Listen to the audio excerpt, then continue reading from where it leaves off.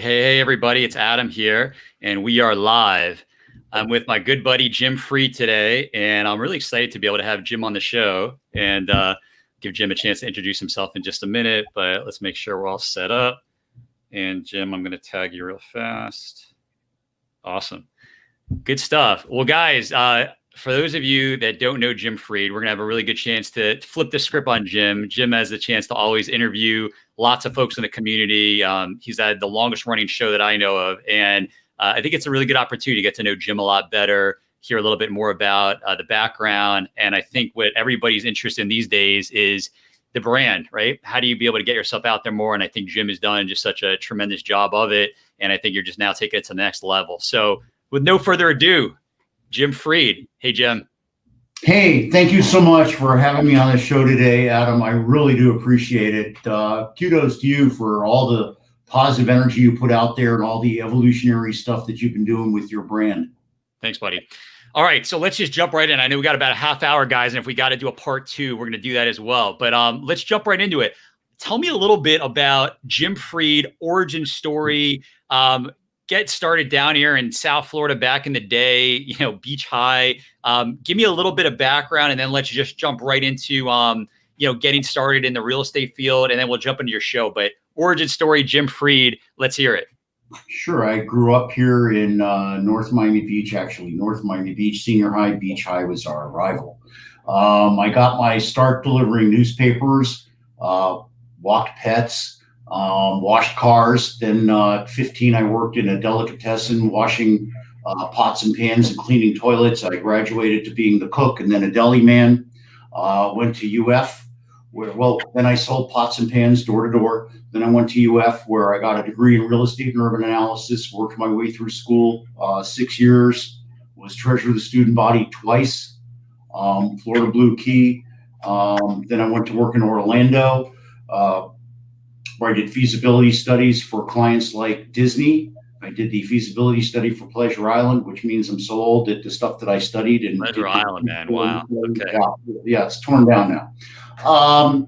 But that's festival retail, urban redevelopment. So I got a real good background in that. We also did stadium consulting, public assembly facility consulting. So I understand what drives the convention and sports markets. So I understand the convention center stuff in downtown and on Miami Beach, and also all the baseball stuff. In fact, the current financial guy running the Marlins had the same mentor as I did in the sports administration business. It's kind of interesting.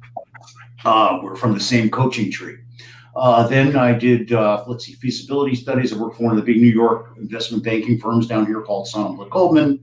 Was one of the top producers of the Aztec Group for 20 years. Done all kinds of other really cool stuff. Been on the statewide government affairs committee for the ICSC for a number of years. For 25 plus years, I've been on the board of the Bergstrom Center for Real Estate Studies at the University of Florida. I mentor a whole bunch of people. You do. And I've had this podcast going, Freed on Business. Well, it's a radio show on AM radio for 10 years till they sold the station, 12 years. And now for the last few months, since post-COVID, it's been on the internet. Yep. And I've just been starting to experiment with LinkedIn, since you can't network in person anymore. LinkedIn really has become a really good place to network. And I've, gotten a lot of leads and new contacts and new business from LinkedIn. And just recently, just like you, got approved to be a LinkedIn marketer. Yeah. Awesome. On LinkedIn Live. That's great. I love that you were starting out with some of the early sales experiences. And it sounds like you had your start back in, I guess that was like middle school or so. But it's interesting when you hear about some of the jobs that folks had when they were kind of getting up in age. And I mean, I was selling baseball cards and doing that when I was like 7, 8, going to trade shows and trying to trade cards and really into that whole area. And I think it's neat when you kind of find this kind of passion early on, and then you have an ability to, I feel like a lot of times promote something that you're excited about. And I think nowadays, like that's how I've known you as long as we have, really being somebody who's great in the market to be able to help people with getting money for real estate. I think you're really good with that area. And it's interesting when you start to see glimpses of that sales side and that ability to communicate from a young age when you have these experiences. So that's neat to hear that you got started with some of those jobs early on, being able to sell something, pots and pans, you name it, right? So very cool. All right, so let's kind of go a little bit into, I think what's really interesting is, we're talking now about how do you get your message out there more, whether it be to create more strategic opportunities, do more business, have something that you need to be able to get out there in the world. And more people are getting that you could do that through these social media platforms. I think LinkedIn is as hot as could be. We've been talking about that for the last several months. But I love the fact that you had a show for 12 years. I mean, there's something to be said about experience, having hundreds and hundreds of episodes and getting that just experience that there's something to that. So why don't we get a little bit into the background on Freed on Business and tell me about how that got started. I mean, I guess that's 2008, right? We're talking about right around the last recession, right? It got started in the last recession. It got started on a rainy, stormy night. Isn't that the way it always happens? Got started on a rainy, stormy night. I got a call from a friend of mine. He said, "Hey, I'm going to be broadcasting on the radio. Would you like to join me?" I said, "What are you talking about? How are you broadcasting on the radio?" And he told me it's a new station in town. They do business. Come talk to me and be on the radio with me. I said, "Sure." So this was about the time that all the condominiums were having problems with their condo associations. So we get on the radio and the guy goes, "So Jim, let's talk about the residential real estate market. Let's talk about the condominiums." And I said, "Which one of the exploding cigars do you want to talk about first?"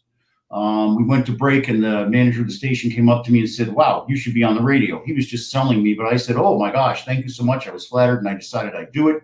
It was a pay for play situation. So I had a sponsor. Yeah. And that was 12 years ago, and I've had a sponsor ever since. And the show's never lost money. It's made in some years $100,000. Yeah. And in fact, right now I'm texting on the text right now with the lawyer that was my first sponsor. It was a foreclosure defense lawyer, and right now we're closing a mortgage together in the current society. So what it is it's about taking all the people and putting them together and having them all combine and come out with something that works. Yeah. Let's dive a little bit deeper. So you had this interesting experience. The guy invites you on. The guy basically tells you straight up, "Hey, you'd be great on the show."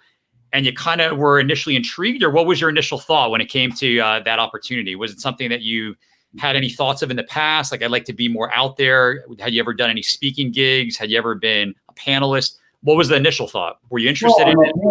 I'm a panelist and a moderator on a lot of stuff just naturally. I really enjoy talking to people. My personal brand is that I self-actualize by helping other people achieve their goals and dreams. So this is a real natural fit for me. Yep. And I really didn't know what it was, didn't understand what it was. It wasn't anything at the time. And there was no thing like blogging or anything like that. And so I really didn't know what was going on. And I would market it from LinkedIn. And the way I marketed it on LinkedIn is I would direct message 50 people at a time from my ever-growing list of LinkedIn contacts. I would stand at the office for 2 hours doing it every night. You got to do it. That's how I started. That's how I started getting the word out. Awesome. So you were using LinkedIn back in 2008, direct messaging people. Yes, about the radio. That's awesome. I got to tell you, I feel that a lot of us, we got set up with those profiles back in the day when it came on, but nobody was really using it at all. Maybe to be able to put like a job posting out there. Maybe you're trying to find a job, but it's really interesting to hear that early on you were already using it to do it in the way I think it's just incredible for it to network and build relationships. So that's really neat that you were doing that from the start. Yes, and in fact, people will go, how are you building your network? And what I would do is I would take everybody's business card and I would link in with them. Somebody that didn't have a LinkedIn profile, well, that actually meant something to me and told me something about the person. Yeah. I mean, that's just such a smart thing to do. Everybody should just do that. I mean, it's such like a basic smart thing to do that I just don't know a lot of people that do that. As soon as you meet somebody, get their card, look them up on LinkedIn and connect with them. I mean, right. It's just, I think that very few people actually do that, but yet it's one of the best things you could do. Anyway, it's awesome that you started out. That's why I have 6,000 people on LinkedIn. Yeah. Totally get it. And real people that you actually have connected with, obviously not just people that are just, all over the place, right? I think that it's really interesting that you've built that really organically over this period of time. And I think that's awesome. Very cool. Yeah, I still have the shoe boxes with a lot of the business cards in them in case I want to get even deeper into how to parse them. What do you do with those cards, man? I mean, what do you do after all these They're in a years? box. They're in a You put them box. in a box, huh?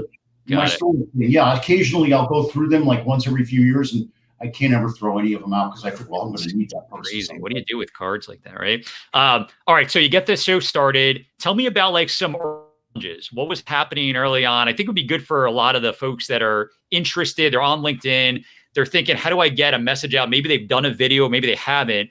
But I think somebody in your position who's done hundreds, if not thousands, of appearances would have some real interesting insight to be able to share. What was it like early on? What were some of the initial challenges when you had the show started out? Episode 2, episode 3. You remember that?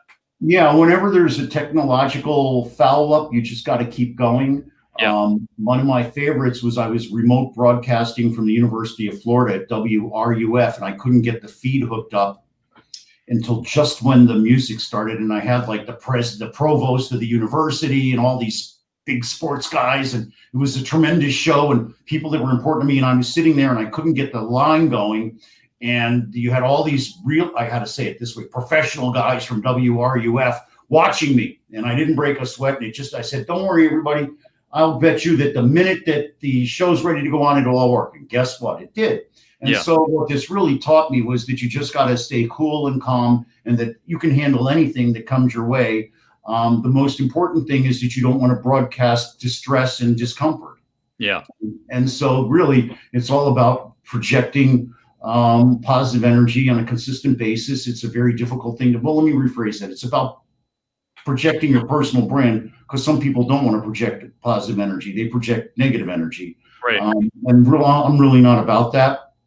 If somebody comes in and starts to get on my feed and they start putting negative stuff in, I'll delete them. I don't want that in my life. Sure. Yeah, I get that. I actually just mentioned that yesterday, that a guy that I'm connected with had like a very simple comment that he put out on LinkedIn. It was a really benign, in my opinion, like what it was. And I just immediately see it on my feed when I logged in, and I saw some guy that just had like this paragraph of, I can't even believe you would put something like that out there, yada, yada, this and that. And I was intrigued by his response, because I might have just deleted it as well. Like, I don't need that on here. Like, I'm just doing this to be able to, build some community, build some connection, hear some people's thoughts on this. If somebody's going to say something like that in such venom, I'm like, done. I don't need that. But he actually responded in a very calm way, calm as could be on a text, right? Texting back, but what I would imagine would be calm, and kind of a light, funny message back, which I like. We've talked about that too, the idea of killing with kindness, but it's so critical when somebody's giving you real mean-spirited behavior that you got to really be able to pause. And I think the same thing to when you have like a little bit of a mess up with technology, to your point, being calm and be able to just have fun with it and bring some lightness, like, hey guys, we got this. It's going to be great. It's a big thing. And I think it's easy to get really stressed and really concerned when things don't go the way you want. And it's a great skill set to build, but unfortunately it's tough to build it unless you're actually in those moments and building those reps of having to be challenged and then be great. So it's a good lesson learned. So you had those initial technology experiences like a lot of us do. And then tell me a little bit about how things evolved. Because now I feel like you've just done, I don't know, how many episodes? Are you over 500? We're closing in on 600. We've done 1,500 interviews at least. Yeah. We get people now requesting to be on the radio show. It's the podcast. It's become a business. We have lots of sponsors. Warren Henry's been a sponsor for 8-9 years now, and they just don't do that. So we're selling cars for them. Car dealers are the toughest. And so we've got some great sponsorship.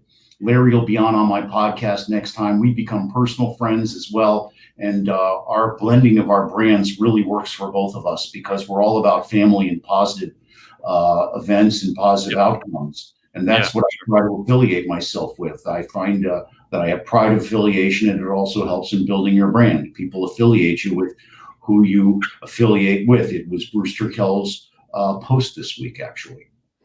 A vibe is huge. You definitely resonate. You magnetize people based on your vibe, and you track people that they connect with it. Smart. I like it. Yeah. So early on, let's get a little bit into getting experience and things that you learned. Like maybe the way I pictured it is a lot of times you have a breakdown that then it's kind of like the edge of your comfort zone. And sometimes people just retreat back. They're like, this was too much. Like, I don't know if I could do this anymore. And other people, they actually dig deeper and they break through and they get to another level of skill and ability. And I look at this as a similar journey of getting good at being live with people, bringing out the best of them. I think you have a good skill set with that too. Like, I had a chance to be on a couple shows with you. I have like a great ability to be, just more like fun with you. Like, and I think you do that. You create a space of a lot more fun when people come on the show. And I think that's a skill. I think there's a little bit of a natural talent. There's just something that some people have, but I think it's something you develop too, and you can develop. So, when it comes to that regard, what are some early challenges you had outside of just the technology as you were finding your voice and getting further into this show? Maybe in the first year or two, where do you see you were that you kind of now have jumped to another level? And at that time, there was like a challenge, right? You say, I just don't know if I'm connecting in the way I want. Do you remember any of those times where you were feeling like challenged with the show and communicating a message? I never really thought of it like that. Okay. For me, it's always been just about projecting who I am and being transparent and authentic. Yeah. And then whatever happens, happens. And by the way, when I started, those weren't concepts or thoughts. So it's just what I am naturally. Sure. So I think that that's beneficial to me. The biggest challenge that I've had in the whole thing has been when the radio station went out of business, and what was I going to do? I really didn't know what I was going to do when I searched, and it was still, podcasting is still nascent. It's still getting started. So first I said, well, I have to go find another radio station, and there wasn't another radio station. And I go, well, then I have to find an internet radio station, and the internet radio station was, we'll just say, not consistent with a business approach. And then I said, well, I'll do it from my house. How do you do that? Well, I called the guy who used to produce my show, Reagan Mendoza, and he started helping me. Now he's got a business, and I'm helping him with that business. Sure. And so then we were bringing everybody, and we were doing it from my office in my house, which actually was really cool. The energy was tremendous, and it's sort of cramped, so it was really positive. But then the pandemic came, and we started doing it on Zoom, and then Zoom became a thing, and people really liked it. And now I was able to apply and become a LinkedIn broadcaster, which has a tremendous amount of cachet and is very difficult to achieve, and has really provided me with a lot of credibility in the digital marketing field. And that's important because some of my residential clients are digital marketers.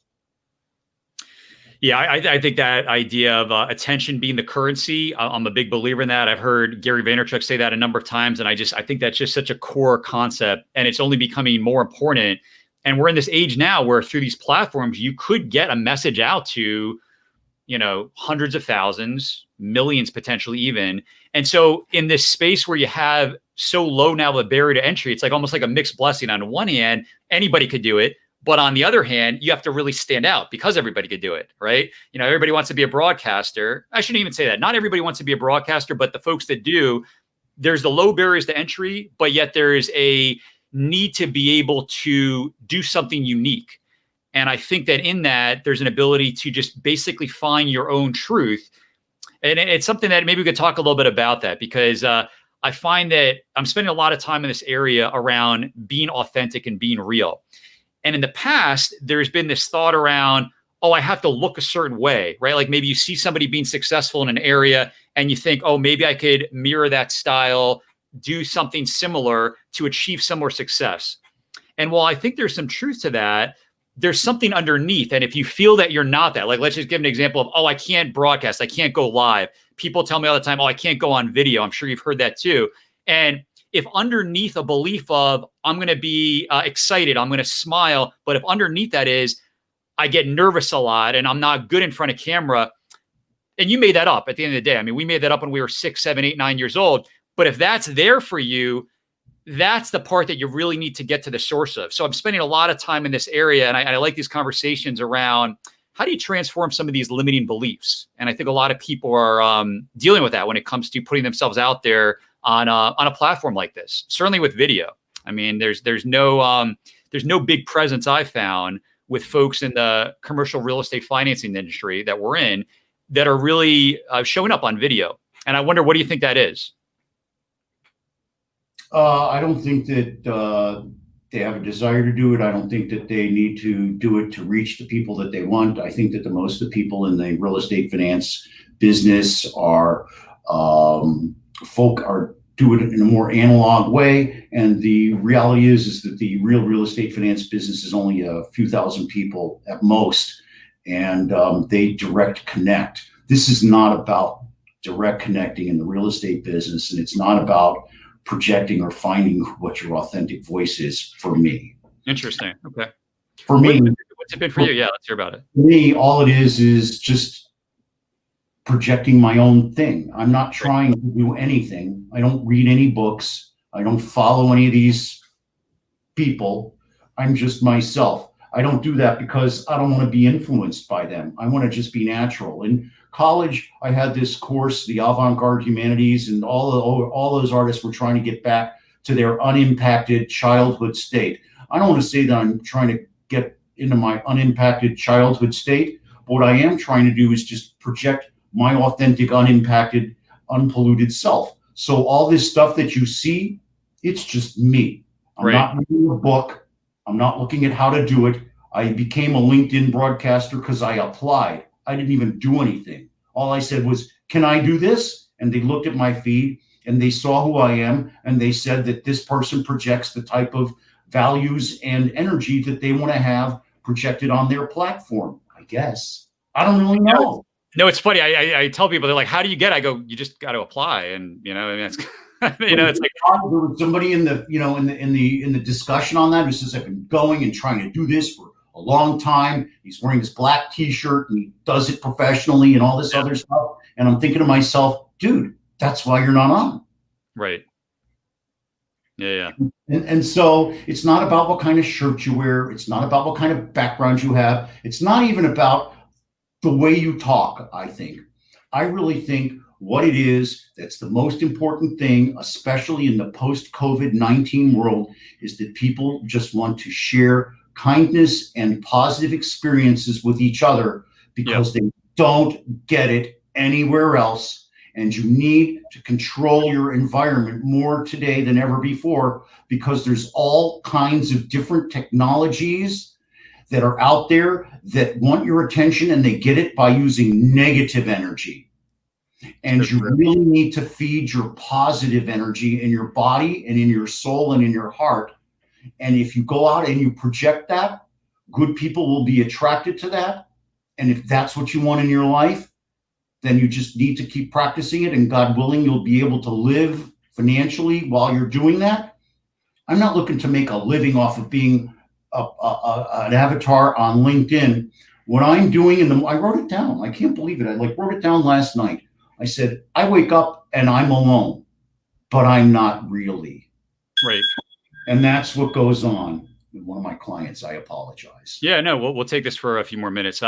It was a really good point you brought up, and you said it's a practice, and I really do think it's something you have to build it like a skill set to be able to filter out a lot of the negative noise. And I was listening to this really cool webinar with these guys that I'm in this course with. There was a guy named Jim Quick, who's the guest speaker. Jim has a book called Limitless, and he talked about a few key things to be able to train your mind. And one in particular was a cool acronym called ANTS, and you got to get rid of the ANTS, which are the automatic negative thoughts. And a lot of times the automatic comes from the external environment. They get triggered from like a news station that you're watching or somebody who was maybe saying a certain thing. But it really is something to look at as a conscious discipline to train your mind day in and day out to be able to take in what could be a negative thought. You might just have it and be able to reframe it towards something that's going to give you more possibility. So I agree with you that there's a need for more of a possibility message out there, that in the face of no matter what circumstances, you could still choose something else. You don't have to just say sky's falling, X, Y, Z is happening. You could still choose to do something no matter what. So I love your message. I think that's definitely more needed out there. So well, what you have to realize is that the negative energy has a trigger. What you need to do is you need to identify what that trigger is, and then you need to remove it. Okay, I'll give you a great example. Everybody has that shirt that they love, that they wear, that they've worn forever. I have a whole wardrobe that I used to wear when I was going to work at a place where I didn't really have a positive experience. Sure. Now I took those shirts out of my wardrobe. I put them in the back. Now I don't see them all the time. But when I open up my dresser back there and I see them, I'm transported back to the negative times. Do you know what I want to do today when we're done? I want to go back to that group of clothes. I want to take them out and I want to donate them. And I'm going to do that today. Why? Because I just had an epiphany while we were talking. You just watched it happen in front of you, where I took a negative thought and turned it into a positive. Yeah, I like that, man. These anchors, right? Sometimes just being aware of it like that, say, wow, I didn't realize that every time I see this shirt, it brings me back to a time that I just really wasn't enjoying the experience and people that I wasn't loving. So that's a good way to do it. Remove it. Yes. Yeah. Yeah. I'll tell you another story, another example. We got hit by the Hurricane Irma. Yeah. There's something I found in the corner that hadn't been cleaned that was just all stuck, and it reminded me of Hurricane Irma. Sure. Rather than clean it, what did I do with it? I hadn't seen it in 3 years. I just threw it out. Yeah. And so that's what you need to do with all of the bad people in your life that bring you down. Sure. And the people that you can't throw out, you got to battle through them and hope that on the other side, they'll be better. And if they're not, you got to remember one thing. It's not your problem. It's theirs. And if you're having a bad day, love yourself anyway, because bad days happen to everybody. So it's an important message. And I think a lot of times we forget that usually somebody's negativity, it's not even about us. It's about something they're going through that just got triggered through something that we're not even aware of. Right. So I always remember that it's not even about me. It's about something that's just showing up and getting triggered as a result of who knows what that I just was around. So it's interesting. So I agree with you. I've only got another couple of minutes, Adam. Yeah. So we could finish up, but I'd really like to do this again. I really enjoy this conversation with you. Yeah, we get in a ton of stuff, man. Obviously, we know each other pretty well at this point, so I think we could go pretty deep on a lot of topics. But I love getting on here. Yeah. This could be really fun. So I appreciate Jim having you on here, and just kind of any last thoughts, any last insights, and we'll definitely do a follow up. But here we are. It's like crazy. We're already almost out of September. We got the last quarter of the year. Where's your mind at? What are your thoughts? What do you want to kind of put out there? Love yourself. Realize that you're doing the best you can. And if you're having trouble, either emotionally or financially or business wise, reach out to the people that believe in you, and they will help you be resilient. It's awesome, man. I like that message. That's my message. There is no other message. What other message do you need in life? Yeah. That's why I was pleased when you asked me, to be on with you, because it A, surrounded me with somebody I really like and care about, and B, well, that's A and B. There is no B. That's why I did it. All of it. I wanted to share great energy. Yeah. So I'm going to go. I'm going to get on a phone call. We're going to have a conversation with some people that need a bridge loan that are having a big problem. They don't like the cost of capital. I'm going to listen to them, and then they're going to have to make a business decision that they're not going to like, and they're going to take the loan. They're not going to like it, but they need it. We're going to help them through it. Yeah. And it'll be okay. Just like the story with every other real estate deal you're working on. Absolutely.